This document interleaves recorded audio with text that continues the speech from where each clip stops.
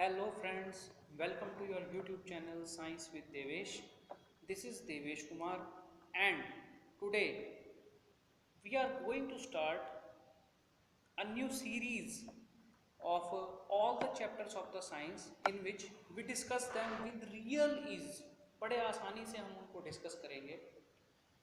बहुत बड़ी बड़ी बातें या फिर बहुत बड़े बड़े वर्ड्स का इस्तेमाल करने की जगह हम छोटी छोटी बातें, छोटे छोटे एग्जाम्पल्स जो हम अपनी डेली लाइफ में करते हैं, उनकी हेल्प से, with the help of them, try to understand all these chapters of science, because science is what we are living in, science is everything around us. ठीक है ना, अपने आसपास जितनी भी चीज़ें हम देखते हैं वो साइंस है। साइंस हमको क्यों मुश्किल लगता है? क्योंकि हमको ऐसा लगता है कि साइंस में पता नहीं बड़ा बड़ा क्या करना पड़ेगा, यहाँ जाना पड़ेगा, वहाँ जाना पड़ेगा, ये एक्सपेरिमेंट, वो एक्सपेरिमेंट। नहीं भाई, नहीं, कुछ नहीं है। Science is very interesting subject of all our study. ठीक है ना, जितनी भी हमारी स्टडी है उसमें सबसे इजी जो सब्जेक्ट है वो साइंस है। क्यों? We can connect it with our daily life, but connection बनाने के लिए कोई तो चाहिए। So I am here with you all the time and all the chapters, for all the chapters। ठीक है ना, we will cover all our syllabus because NCERT is our preference book। ठीक है ना बेटा, and all the students can purchase it। if you can't purchase it, there is an NCERT app from which you can download the book। ठीक है ना, so it is easy for us to understand, to avail, and in this time of lockdown we can avail it with real ease। ठीक है ना बेटा, so today let's us start our first chapter named as matter in our surroundings। Clear? And I'm not going to teach all the subjects in the line series like chapter 1, chapter 2, chapter 3, chapter 4। We will pick one chapter from each section। First of all, this is our chemistry section। We will do one chapter from this। After that we will do one chapter of bio, and after that we will do one chapter of physics। ठीक है ना, in this manner we complete all our syllabus। ठीक है ना, जल्दी क्या है, आराम आराम से करें। ठीक, तो what is our first chapter? Our first chapter is matter in our surroundings। ठीक, first of all, two things we try to understand: what is matter and what are these surroundings। ठीक है ना, if we do not know the meaning of the name of our chapter, then what will we do in the chapter? ठीक है ना, तो सबसे पहले उसका नाम जानना, उसके नाम को समझना हमारे लिए बहुत ज़रूरी है। ठीक है, so what is matter? Matter is everything that we can see, that we can touch, that we can feel। उस सभी चीज़ों को हम क्या कहते हैं? मैटर। अपने आसपास नज़र घुमाओ, अगर आप एक रूम में बैठे हो तो आपके सामने एक बुक रखी होगी जिसमें आप देख सकते हो, वो बुक क्या है? मैटर। जिस मोबाइल फ़ोन में आप ये वीडियो देख रहे हो वो मोबाइल फ़ोन क्या है? एक मैटर। जिस चेयर के ऊपर आप बैठे हुए हो वो चेयर क्या है? एक मैटर। जो ईयरफोन आपने अपने कान में लगाए हैं वो क्या है? मैटर। जिस कान से आप सुन रहे हो वो कान भी क्या है? मैटर। आपकी पूरी बॉडी क्या है? एक मैटर। घर पे पत्थर रहते हैं, कभी पत्थर देखे हैं? ईंट पत्थर हैं जिससे हमारा घर बनता है, वो क्या है? मैटर। सामने जो दीवार के ऊपर सीमेंट हो रखा है वो क्या है? मैटर। उसके ऊपर जो पेंट हो रखा है वो क्या है? मैटर। समझ में आई बेटा बात? तो मैटर क्या होता है? Everything that we can see, even a small drop of water, the air we breathe, the food we eat, the clouds, the stars, the plants, the animals, everything is called as matter। Clear? तो इन सभी बातों से एक छोटी सी चीज़ हमारे दिमाग में आती है। वो क्या दिमाग में आती है? कि चाहे हमारी बॉडी हो, चाहे चेयर हो, चाहे टेबल हो, चाहे प्लांट्स हों, इन सभी में एक चीज़ कॉमन है कि इनको रखने के लिए हमें क्या चाहिए? इनको रखने के लिए हमें कुछ ना कुछ स्पेस चाहिए। क्या चाहिए बेटा? इनको रखने के लिए कुछ ना कुछ स्पेस। ठीक है, तो मैटर को हम कैसे डिफाइन करते हैं? अच्छा, दूसरी बात, अगर चेयर आप उठाओगे वो थोड़ी हल्की होती है, टेबल आप उठाओगे वो थोड़ा भारी होता है, हैवी होता है। बड़ा प्लांट कोई उठाओगे वो और भी हैवी होता है। अपनी बॉडी का वेट अगर आप देखोगे तो वो सबसे ज़्यादा हैवी है। क्लियर? नहीं है हैवी? अच्छा, कोई बात नहीं। तो जितनी भी चीज़ें हमारे पास हैं, जिनके पास एक कॉमन चीज़ होती है जिसको हम कहते हैं मास, ठीक है ना, तो ऐसी बॉडीज़ जो कुछ स्पेस ऑक्यूपाई करती हैं और जिनके पास कुछ मास होता है, उन्हीं को हम क्या कहते हैं बेटा? उन्हीं को हम मैटर कहते हैं। क्या कहते हैं उनको हम? Matter. So matter is what? Matter is anything that occupy space and have मास। समझ में आई बात? क्लियर हुई बात? ठीक है। तो मैटर के बारे में हमने देखा मैटर क्या होता है। आगे भी मैटर के बारे में ही हमको पढ़ना है, ठीक है। अब हमारी सराउंडिंग्स क्या होती हैं? सराउंडिंग्स हमको पता है, आसपास जिस एनवायरनमेंट से हम सराउंडेड हैं वही क्या है? हमारी सराउंडिंग्स। उस एनवायरनमेंट के अंदर एयर है, एयर के अंदर भी अलग अलग गैसेज हैं, नाइट्रोजन है, ऑक्सीजन है, कार्बन डाइऑक्साइड, ये सभी गैसेज एयर के अंदर प्रेजेंट हैं। हम सब इसके बारे में जानते हैं, ठीक है ना। हमारे जो ऋषि मुनि थे, हमारे जो फिलोसोफर्स थे, उन फिलोसोफर्स ने एक बात कही थी, एक वर्ड नाम दिया था पंच तत्व।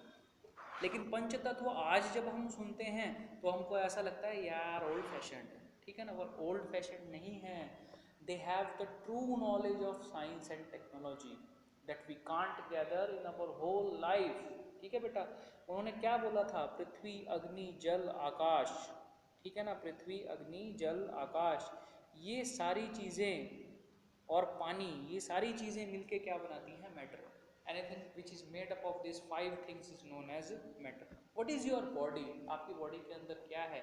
एयर है, दैट वी कैन ब्रीद, है ना। एयर। अर्थ, अर्थ का मतलब अगर हमारी बॉडी को भी जब हम इस दुनिया में नहीं रहते तो जला देते हैं, जलाने के बाद राख बच जाती है, तो वो राख किसकी होती है? हमारी बॉडी की। That is our body is made up of soil, कहते हैं ना, हमारी बॉडी मिट्टी से मिली है, मिट्टी में ही बन जाएगी, मिल जाएगी। तो ये गलत नहीं है, ये साइंटिफिक बात है, ठीक है। तीसरी चीज़ फायर। हमारा जो टेम्परेचर 37 डिग्री सेल्सियस रहता है तो कुछ ना कुछ हीट तो हमारे अंदर है, कुछ ना कुछ फायर तो हमारे अंदर है। तो हमारे अंदर एयर भी है, अर्थ भी है, फायर भी है, स्काई भी है। स्काई मतलब क्या? अंदर कोई ना कोई जगह तो ऐसी है जहाँ पे कुछ स्पेस है, ठीक है ना। जैसे अगर आप अपने हाथ को थोड़ा दबाओगे तो वो अंदर की तरफ दब जाता है, मतलब दबने के लिए जगह है ना, तो कुछ स्पेस भी है। And last one is water. तो हमारी 70% बॉडी जो है वो किससे बनी है? वाटर से। चाहे वो ब्लड की फॉर्म में हो, वाटर की फॉर्म में हो, किसी भी फॉर्म में हो। क्लियर? तो जो भी हमारे ऋषि बोलते थे, जो भी हमारे फिलोसोफर्स कहते थे, वो झूठ नहीं था, वो प्योर साइंस थी। प्रॉब्लम हमारे साथ है कि हम उसे समझ नहीं पाते, ठीक है। चलो कोई बात नहीं। आज हम क्या देखेंगे? आज मॉडर्न डे में जब इन्हीं पंच तत्व को हम फिजिकल प्रॉपर्टीज़ और केमिकल प्रॉपर्टीज़ कहते हैं तो हमें बहुत कूल लगता है, ठीक है ना। उसी नाम से पढ़ेंगे, ठीक है। चलो देखते हैं फिजिकल नेचर ऑफ मैटर। सबसे पहले इसको हम देखते हैं। फिजिकल नेचर ऑफ मैटर क्या होता है कि matter is made up of particles. Particles का मतलब क्या है ये मैं तुम्हें बताता हूँ। अगर तुम एक लकड़ी का ब्लॉक लो, ये एक ब्लॉक है, ये दूसरा ब्लॉक है। लकड़ी का ब्लॉक समझो, क्या तुम इसको ईंट समझो, ठीक है। इन दोनों ब्लॉक्स को मैं दो ग्रुप्स को दे देता हूँ। फर्स्ट ग्रुप को मैं ये वाला ब्लॉक दे देता हूँ और सेकंड ग्रुप को ये वाला ब्लॉक, ठीक है। जो फर्स्ट ग्रुप था ना वो बहुत लेजी था, उसको मैंने ये ब्लॉक तो दे दिया लेकिन ब्लॉक को वो अपने पास रख के बैठा रहा। सेकंड ग्रुप जो था वो बहुत एक्टिव था, बिल्कुल आप लोगों की तरह। उसने क्या किया? पहले उस ब्लॉक को देखा, फिर उस ब्लॉक को तोड़ा, उसे तोड़ते रहे, उसके अंदर देखा कुछ है क्या, उसके पार्टिकल्स की स्टडी की। फिर इन दोनों ने क्या रिजल्ट दिया मुझे? जो पहले वाला लेजी था उसने तो कुछ भी नहीं किया, उसने बोला भाई ये जो आपने ब्लॉक हमें दिया है ये होल बॉडी है। होल बॉडी मतलब ये किसी और चीज़ से मिलके नहीं बनी हुई, ये अपने आप में ही एक बॉडी है, ठीक है। अगर मैं उससे पूछता भाई इसके अंदर कितने पार्टिकल हैं तो वो मुझे क्या कहता है? अरे सर एक ही पार्टिकल है ना, यही बॉडी है बस, और कुछ नहीं, आप पागल हो क्या? ऐसा बोलता वो हमें। लेकिन ये जो दूसरा ग्रुप था ये बहुत एक्टिव था। इसने मुझे क्या बताया कि सर आपको दिखने में ऐसा लग रहा होगा कि ये एक पूरी बॉडी है, लेकिन ऐसा नहीं है, आप बिल्कुल गलत सोच रहे हैं। हमने जब इसको ब्रेक करके देखा तो ये छोटे छोटे पार्टिकल्स में ब्रेक हो गई, ठीक है। तो यहाँ से हमने ऐसा अनुमान लगाया, ऐसा रिजल्ट निकाला भाई जो मैटर बनता है, तो मैटर एक होल बॉडी नहीं होती, वो छोटे छोटे पार्टिकल्स को मिलाकर मैटर बनता है। क्लियर? तो यहाँ से हमारे पास एक लॉ निकल के आया, एक रूल निकल के आया। वो रूल क्या था? वो रूल कहता है हमें कि matter is made up of particles. मतलब दुनिया के अंदर अगर आप कोई भी चीज़ देखते हो तो वो जो भी चीज़ आप देख रहे हो वो पूरी बॉडी नहीं है। जैसे आप अपनी बॉडी को भी मिरर में देखोगे तो वो होल बॉडी नहीं है, दो हाथ हैं, दो पैर हैं, एक सिर है, दो आँखें हैं, इन सभी पार्ट्स को मिला के एक बॉडी बनी है। ठीक है बेटा? तो इसी तरीके से जितना भी मैटर हम देख सकते हैं, those matters are made up of small particles. Clear? यहाँ तक की बात क्लियर है? अच्छा, फिजिकल नेचर क्या होता है? फिजिकल नेचर मतलब वो दिखने में कैसा है। ठीक है ना? फिजिकल क्या होता है? हम बोलते हैं भाई वो फिजिकली बहुत फिट है, तो फिजिकली बहुत फिट है मतलब वो दिखने में बहुत फिट है, मोटा नहीं है, बहुत पतला भी नहीं है, बहुत स्किनी भी नहीं है, 6 पैक एब्स हैं और बहुत अच्छा उसके बॉडी है, बॉडी स्ट्रक्चर है, तो हम कहते हैं भाई उसका फिजिकल स्ट्रक्चर जो है वो बहुत अच्छा है। तो अभी हमने मैटर के फिजिकल नेचर के बारे में देखा। फिजिकल नेचर मतलब क्या है? फिजिकल नेचर यही है कि वो दिखता कैसा है। तो हमने क्या बताया कि वो छोटे छोटे पार्टिकल से मिलकर बना हुआ है। Matter is made up of small particles. Clear? अब इसको प्रूव करने के लिए हमारे साइंटिस्ट ने हमको एक एग्जांपल भी दिया है। हमने क्या लिया? वाटर लिया, उस वाटर के अंदर शुगर या सॉल्ट कुछ भी ऐड कर दिया और उसको स्टर करके उसको क्या कर दिया? मिक्स कर दिया। ठीक है? तो दो तरह की चीज़ें थी वहाँ पर, मैटर था और शुगर थी। आप उसको स्टर करते रहे करते रहे करते रहे करते रहे, बहुत देर स्टर करने के बाद आपने क्या देखा कि अब शुगर दिखाई नहीं दे रही और वाटर जैसा पहले था वो वैसा भी नहीं है। तो क्या हुआ वहाँ पर? वहाँ पर शुगर जो है वो वाटर के अंदर मिक्सअप हो गई। क्या हो गई? मिक्सअप हो गई। इसका मतलब क्या है? इसका मतलब कुछ पार्टिकल्स शुगर के थे, कुछ पार्टिकल्स वाटर के थे, दोनों एक दूसरे के साथ मिक्स हो गए और एक नई चीज़ बन गई। क्या बन गई? मीठा पानी, शुगर सॉल्यूशन। ठीक है? समझ में आई बात? क्लियर हुई कि नहीं हुई? बिल्कुल क्लियर है सर। अच्छा, आपका रूम है, आपके रूम में समझो कि ये जो मैं बनाने वाला हूँ अभी, ये आपका रूम है। इस रूम में यहाँ पर चेयर रखी है, यहाँ पर टेबल रखा है, यहाँ पर एसी लगा हुआ है, यहाँ पर आपका बेड है। ठीक है? अगर मैं बोलूँ कि बेटा इस रूम में एक चेयर और रखो, तो आप क्या रखोगे? यहाँ पे उसको रख दोगे, क्यों? स्पेस है। फिर मैं बोलूँगा बेटा एक बेड और लगाओ, आप यहाँ उसको लगा दोगे, स्पेस है। फिर मैं कहूँगा बेटा इसमें साइकिल भी खड़ी करो, आप यहाँ खड़ी कर दोगे, स्पेस है। फिर मैं बोलूँगा बेटा इसमें 2 चेयर और लगाओ, आप यहाँ लगा दोगे, स्पेस है। फिर मैं बोलूँगा बेटा इसमें एक चेयर और लगाओ, तुम क्या कहोगे? सर आप पागल हो गए हो, यहाँ पे और स्पेस नहीं है, हम अब इसमें कुछ भी नहीं रख सकते। ठीक है ना? तो अगर ये जो शुगर के पार्टिकल्स थे ये वाटर के पार्टिकल्स के साथ मिक्स हो गए, इसका मतलब क्या है कि वाटर के पार्टिकल्स कुछ इस तरीके से होंगे, उनके बीच में कुछ ना कुछ स्पेस होगा और शुगर के जो पार्टिकल्स थे उन्होंने उनके बीच का स्पेस एक्वायर कर लिया। ठीक है? तो इस एक्सपेरिमेंट से हमें क्या पता चला? इस एक्सपेरिमेंट से हमने ये देखा कि मैटर के जो पार्टिकल्स हैं उन पार्टिकल्स के बीच में क्या होता है? स्पेस होता है। समझ में आई बात? अच्छा, अगर ये पार्टिकल्स हैं तो ये कितने छोटे हैं? तो मैं तुम्हें बताना चाहूँगा कि ये बहुत छोटे हैं, इतने छोटे हैं कि जिनको हम देख भी नहीं सकते। ठीक है? यहाँ पर हमने क्या लिया? एक सॉल्यूशन लिया जिसको हम कहते हैं पोटेशियम परमंगनेट सॉल्यूशन। क्या कहते हैं बेटा? Potassium permanganate solution. ठीक है? हमने क्या किया फिर यहाँ पर, जो हमारे पास ये फर्स्ट बॉडी थी, क्या कह रहा हूँ मैं, जो हमारे पास ये फर्स्ट जार था, इसके अंदर मैंने 100 ml वाटर लिया। ठीक है? और इस 100 ml वाटर के अंदर मैंने पोटेशियम परमंगनेट का एक क्रिस्टल डाल दिया। तुम कहोगे सर समझ में नहीं आ रहा, प्लीज़ ये बड़े बड़े नाम मत लो। ठीक है? तो मैं क्या कहूँगा, ठीक है बेटा, ये पानी लिया तुमने और इस पानी के अंदर तुमने क्या किया? तुमने 3 चम्मच रूह अफ़ज़ा डाल दिए। ये तुम्हें बड़े अच्छे से समझ में आएगा। ठीक है?